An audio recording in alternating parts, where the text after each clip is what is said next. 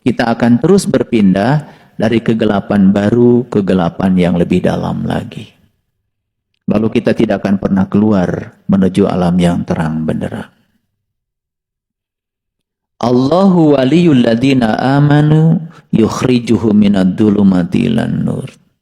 Itu sebabnya ketika kita menyadari kehadiran Allah dan kita tidak pernah menolak apapun yang terjadi karena kita yakin di belakang itu ada kehadirannya, maka kita sesungguhnya sedang mengantarkan kita minadh dhulumati ilan nur, dari kegelapan kepada cahaya.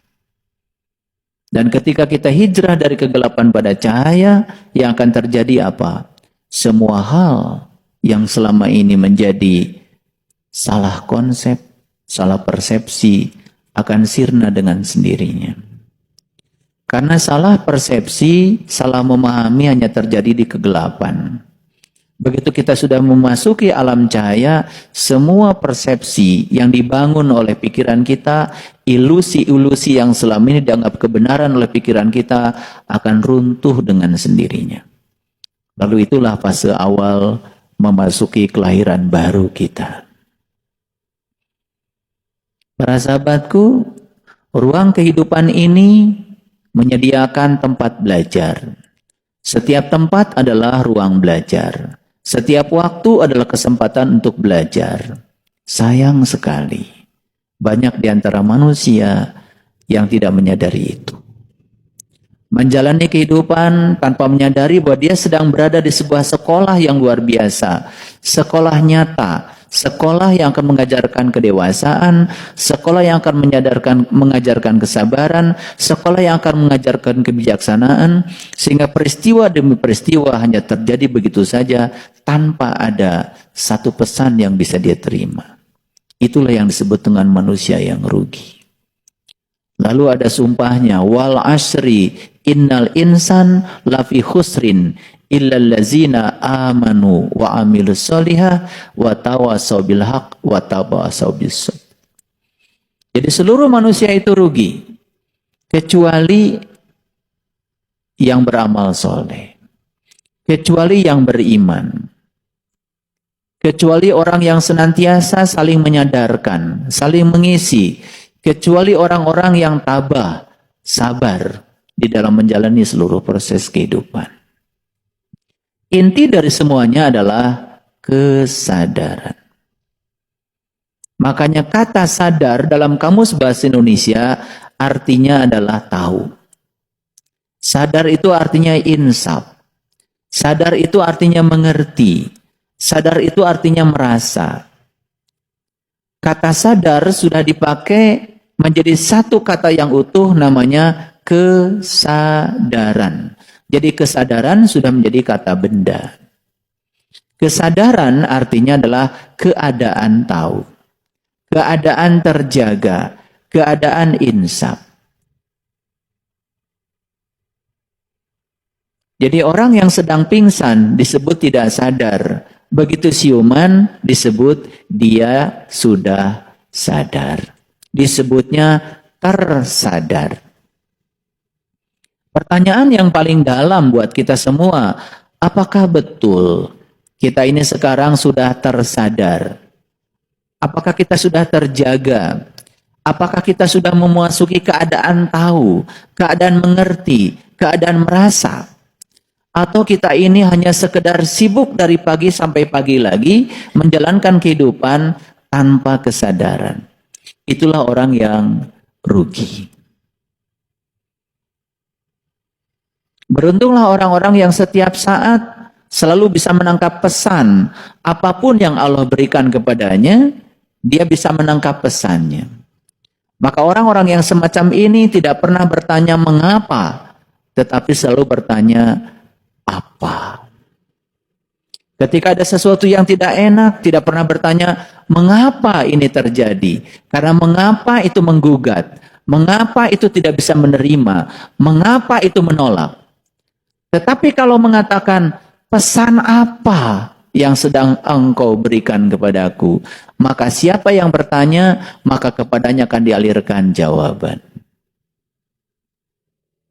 Begitu kita mengatakan mengapa, menggugat, menolak, komplain, apa yang terjadi? Semakin tersembunyi pesan yang hendak disampaikan Allah kepada kita, dan kita semakin tidak mengerti.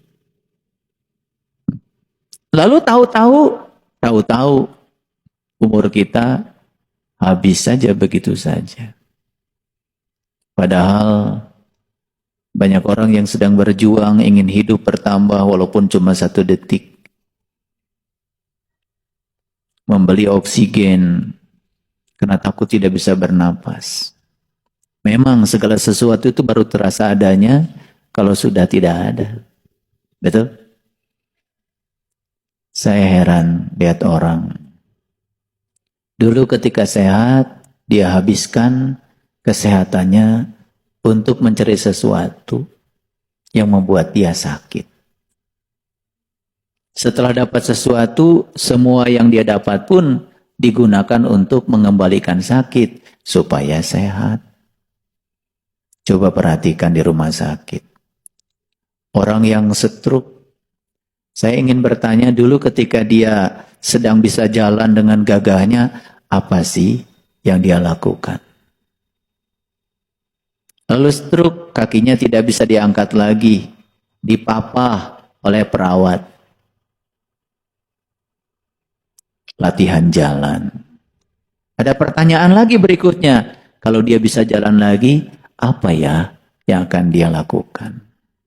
Jangan-jangan dia melakukan hal yang sama seperti dulu, menghaburkan seluruh kehidupannya hanya untuk memenuhi ambisi pribadinya. Kita mengucapkan kalimat Bismillahirrahmanirrahim kadang pun tanpa kesadaran. Atas nama Allah yang Maha Pengasih dan Maha Penyayang, begitu sombongnya kita mengatasnamakan Allah yang Maha Pengasih, Maha Penyayang. Tapi tidak ada kesadaran bahwa sesungguhnya yang namanya wakil Allah harusnya membawa sifat-sifat Allah. Masa wakil Allah begitu? Penuh dendam, kebencian, iri hati, tidak bisa menerima kenyataan. Masa wakil Allah begitu? Masa wakil Allah sempit? Masa wakil Allah pikirannya seperti itu? Harusnya kan malu. Tetapi karena dari kecil kita sudah didogma, apapun yang mau kita kerjakan, mulai saja dengan kalimat Bismillahirrahmanirrahim. Lalu itu menjadi kebiasaan. Lalu kita menjadi robot saja, tanpa kesadaran. Betul apa tidak?